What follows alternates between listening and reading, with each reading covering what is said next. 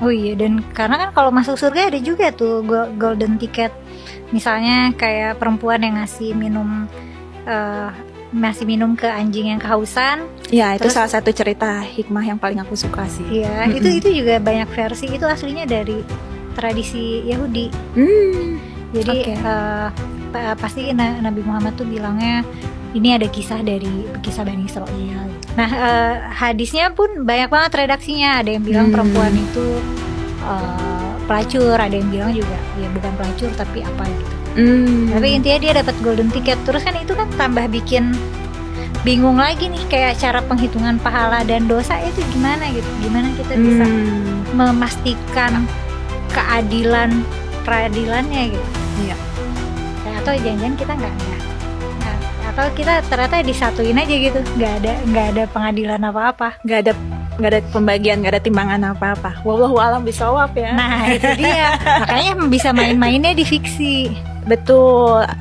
Dan kalau buat aku sih, itu kan tadi aku bilang ya, itu salah satu cerita yang paling aku senang gitu ya, karena cerita itu membuat aku berpikir bahwa Tuhan itu, sosok Tuhan itu gitu ya, itu bukan yang sangat ketat menghakimi gitu loh. Maksudnya sangat hitam putih dalam melihat manusia, dalam melihat persoalan. Buktinya misalnya si perempuan yang katanya pelacur atau mungkin bukan, tapi itulah ya kira-kira sama gitu ya. Bukan perempuan solehah lah. Ya, bukan perempuan solehah ini ternyata karena dia baik, maksudnya dia berakhlakul karimah kepada makhluk hidup gitu ya.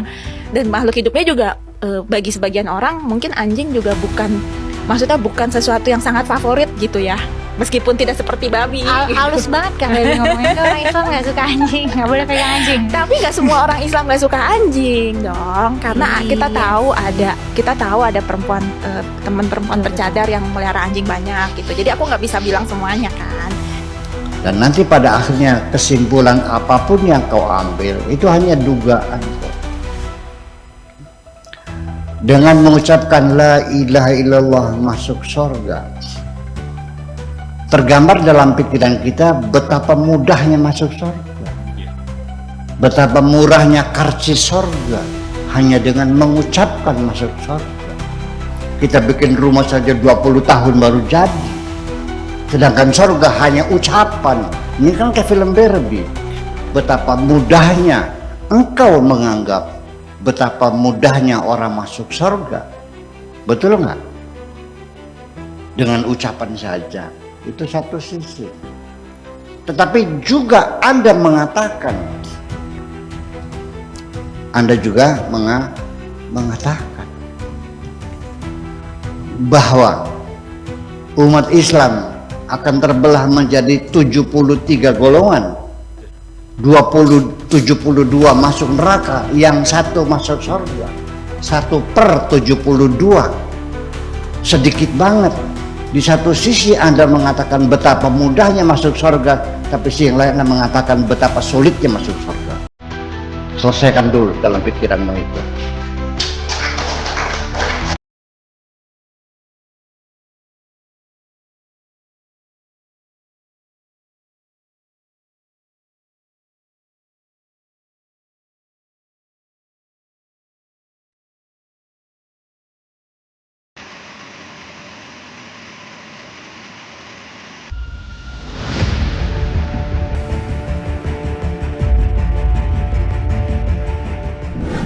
Zikri akhassu ma azharta. Zikir kepadaku adalah yang paling khusus dari apa yang engkau buktikan. Wa zikri kasfun. Zikirku juga membuat kasyaf, menjadi terbuka. Kama anna hijabun, tapi juga bisa menjadi hijab. Zikir bisa mengungkap, tapi juga bisa menjadi penutup. Dua-duanya berpotensi.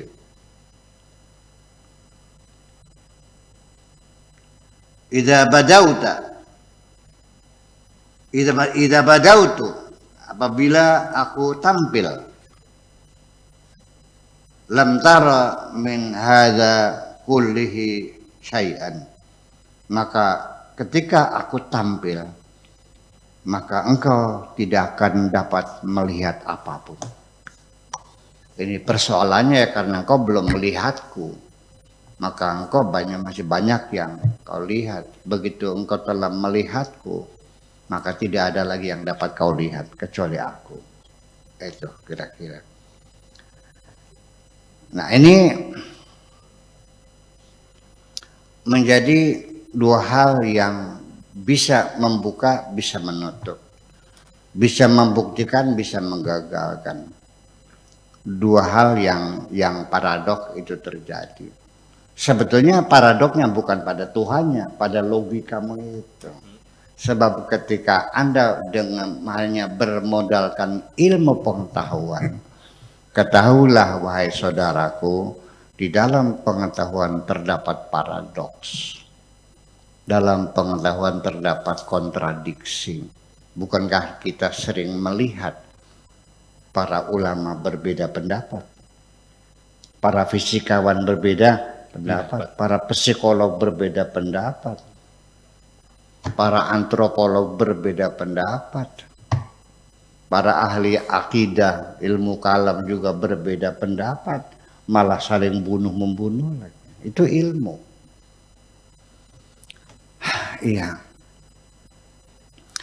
Karena ilmu itu hanya tergantung pada bagaimana kemampuan kita menganalisa, mengumpulkan data, melakukan komparasi, melakukan silogisme, dan sebagainya. Dan nanti pada akhirnya kesimpulan apapun yang kau ambil itu hanya dugaan kok. Dengan mengucapkan la ilaha illallah masuk surga, tergambar dalam pikiran kita betapa mudahnya masuk surga. Betapa murahnya karcis surga hanya dengan mengucapkan masuk surga. Kita bikin rumah saja 20 tahun baru jadi. Sedangkan surga hanya ucapan. Ini kan kayak film Barbie. Betapa mudahnya engkau menganggap betapa mudahnya orang masuk surga. Betul nggak? Dengan ucapan saja. Itu satu sisi. Tetapi juga Anda mengatakan, Anda juga mengatakan bahwa umat Islam akan terbelah menjadi 73 golongan. 72 masuk neraka, yang satu masuk surga. 1/72. Sedikit banget. Di satu sisi Anda mengatakan betapa mudahnya masuk surga, tapi sisi yang lain Anda mengatakan betapa sulitnya masuk surga. Selesaikan dulu dalam pikiranmu itu. Ya, seperti itu kira-kira. Ini kan paradok dalam pikiran Anda sendiri yang menyalahkan Tuhan. Jadi Anda mengatakan bahwa betapa mudahnya Tuhan memasukkan orang surga, itu pikiran Anda. Dan betapa sulitnya Allah memasukkan orang surga juga pikiran Anda. Silakan selesaikan. Udah, jangan nyalahin orang dong. Jangan menyalahkan siapa, itu kan pikiran Anda. Nah, kalau kita hanya berbeda pikiran, ya nggak usah menyalahkan orang dong. Belum tentu pikiran Anda salah. Mungkin pikiran Anda yang salah. Pikiran saya yang benar. Ya iya, jadi tidak usah saling menyalahkan. Kecuali yang sifatnya faktual dan data, ya, yang tidak bisa dihindari lagi, ya itu baru dipastikan salahnya. Tapi kesalahan teori mah nggak ada. Yang ada itu kesalahan fakta. Iya kan? Anda salah ngambil, niatnya ngambil gula pasir, tapi ternyata ngambilnya garam. Terbukti karena kopi yang Anda bikin baunya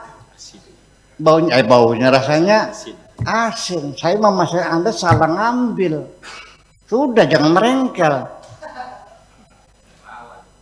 Iya, tapi selagi Anda masih tebak menebak, ada 2 botol, ada benda yang putih mengkristal.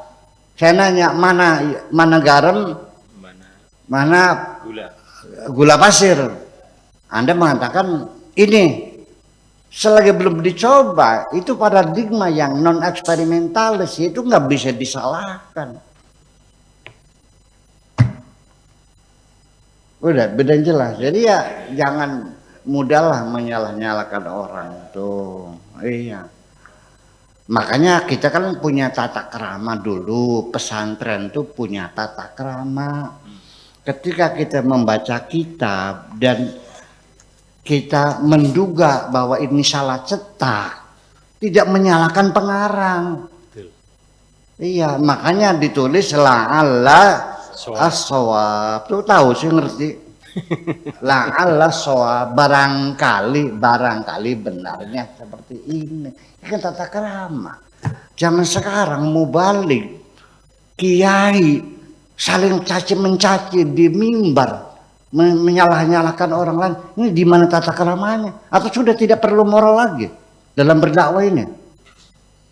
Oke, kalau sudah tidak perlu moral silakan. Nah, yang saya khawatir itu bukan apa-apa. Nanti anak cucu kita akan melihat kita kok. Kok orang tua kami gitu sih, biadab banget sih. Nah, kalau mereka pada murtad gimana? Diberikan contoh yang baik pada anak cucu. Kan gitu.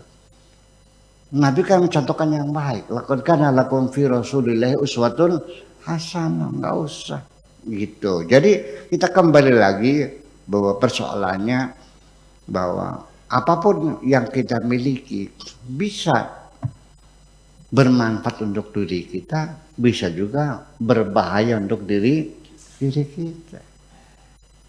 Apapun yang kita miliki bisa untuk kebaikan, bisa untuk kejahatan. Beli pisau buat nyembelih ayam bisa nggak? Nyembelih orang? Juga. Ya tergantung bagaimana kita menggunakannya. Itu persoalannya. Ilmu pengetahuan juga sama. Bisa bermanfaat untuk dirimu, juga bisa berbahaya untuk dirimu.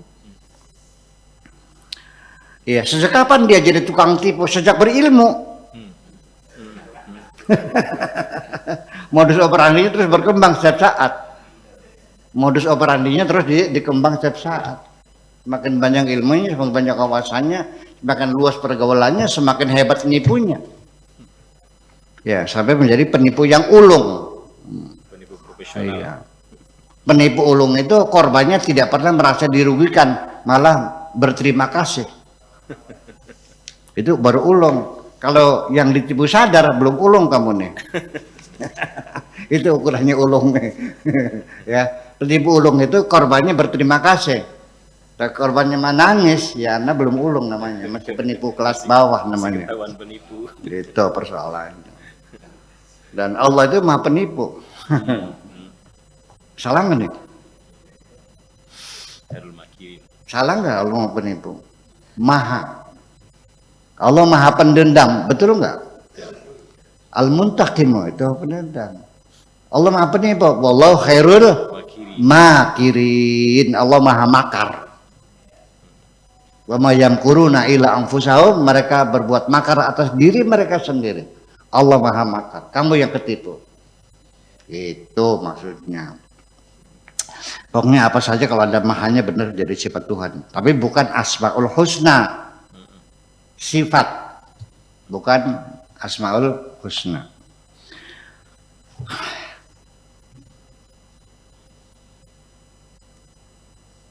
Oke, dikit lagi. Qul rabbi la tadruni. Katakan wahai Tuhanku,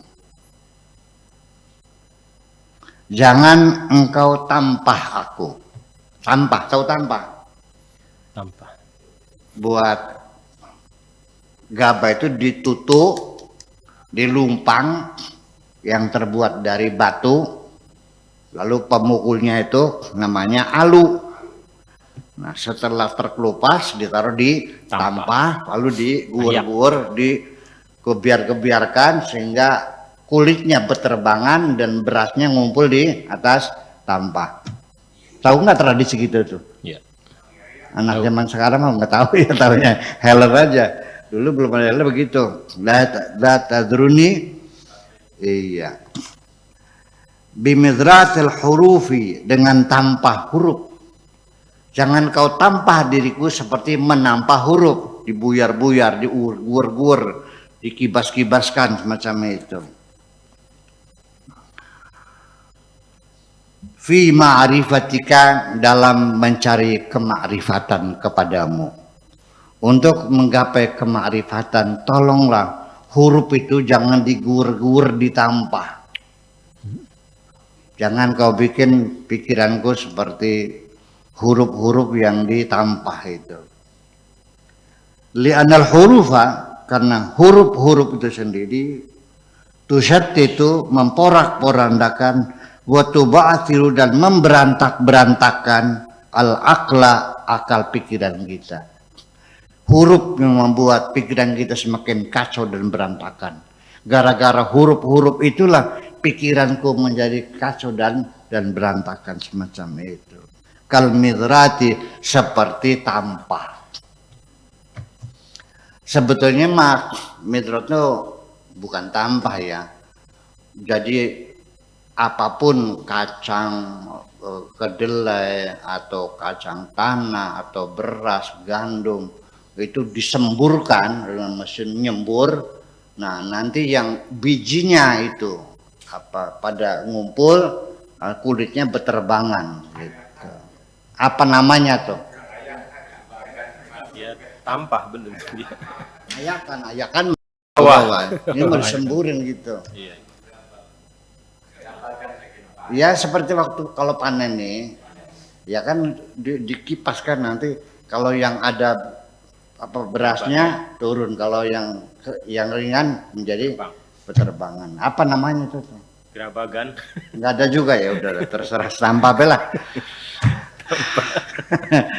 Jadi artinya ini ya justru menjadi pelajaran bagi kita juga. Jangan kau kira semakin banyak buku yang kau baca, semakin banyak ilmu yang kuasai, pikiranmu semakin jejak, semakin kacau. Bisa terjadi, ya kan, terlalu banyaknya referensi, akhirnya kemana-mana sama kacau akhirnya. Ya, menuju ma'rifatullah tidak hanya mengandalkan huruf, tapi memang seestunya sesungguhnya adalah fadlum minallah, anugerah dari Allah juga. Terima kasih. Assalamualaikum warahmatullahi wabarakatuh.